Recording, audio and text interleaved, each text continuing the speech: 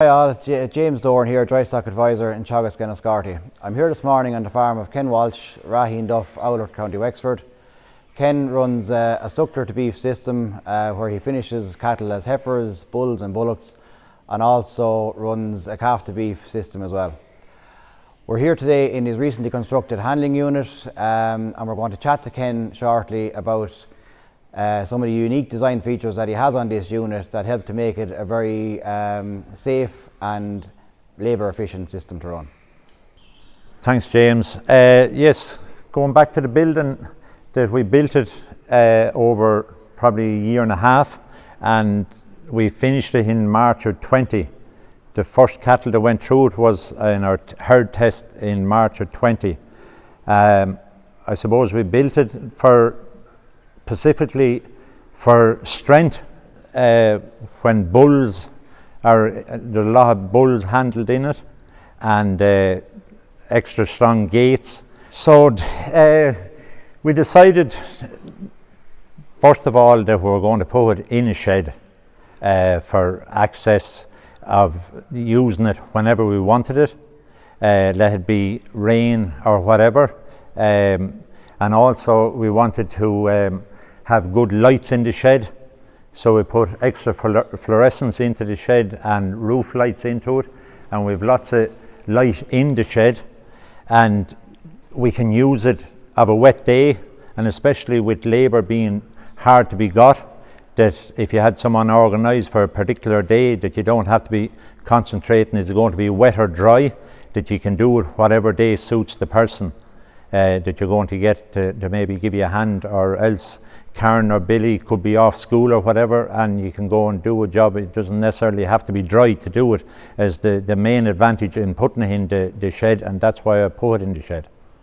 So I suppose the biggest thing, James, in the unit is the ease of handling cattle and the flow of cattle, and we set up gates especially to be able to interlock gates,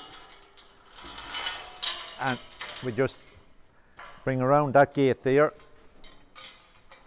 and just tie this gate here, and this is for cattle coming out this particular sheds to be coming up and straight up into the unit there.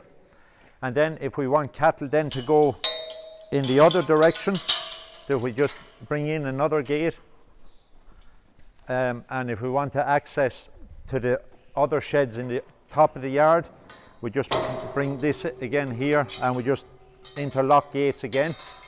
So just more benefits on handling cattle with ease. Like, there's one feature that we really emphasise on was safety, and especially when you're handling bulls, that you don't necessarily have to be in the pen with the bulls when you're moving them up along to the crush. That we put in, for every gate in each pen, we put an escape gate, and that's just an ordinary small little gate, and that'll allow you to open this gate also and either let it backwards or forwards, whichever way you want to. And Karen, my daughter, she'll be handling a lot of cattle here as well, so she'll just show you on that next gate then the very same. You have another man walk gate,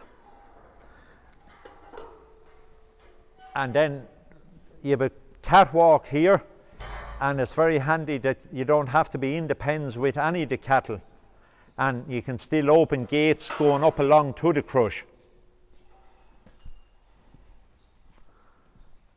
So you're out of harm's way with the cattle.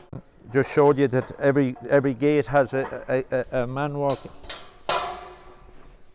so you can throw it away if you want it, or else.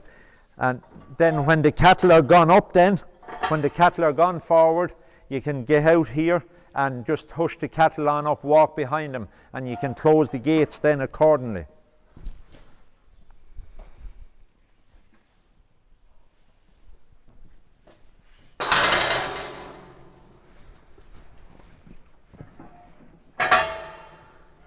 So very effective and works very, very well with bulls, especially when they can be so dangerous. So when you get to this stage, then there's a ratchet type effect on this gate, so that if animals come back and hit the gate, that they can't come back as automatically locked in a position. So it's a kind of a safety device that if two cattle hit off it, they won't knock you back because the gate is locked solid, and it works very, very well.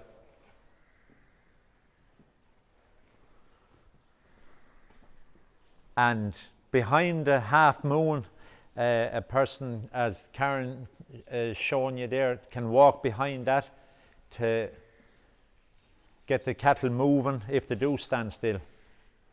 So the cattle then, more than likely, a lot of times they see cattle up in the very front where they came from in the first place, and they'll continually flow down the crush then, and it works very well.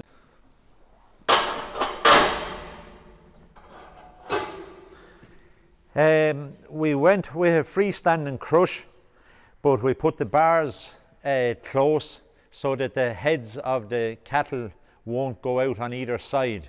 That if you're dosing on, if you're right-handed or left-handed, you can work whichever side of the crush you want to, whichever is the handiest for yourself. Normally the way we work it here, we normally work in the center of the catwalk, and then the vet works on the outside one. So we're never interfering with the vet then, he's testing away on his side of the animals. The head gate then is an automatic head gate. Find it very handy if we're wanting to catch cows for dosing or like that. We're able to, we'd work that, and we also have a head scoop here. These two brackets here, we can put the head scoop on if we want to just use the head scoop for dosing cows. Oh yeah, there's a good bit of a difference in it. Yeah. I find here with a firm footing, when you're trying to dose cows or any animal, that you're over the animal and you have a decent grip on the animal. And the whole secret, I suppose, is getting the animals tight enough in the crush in the first place. But once you get them tight enough, that is very easy working. There, he inches is very substantial when you're handling the stock that way. Great strength. And then with the width here, yeah, it works well.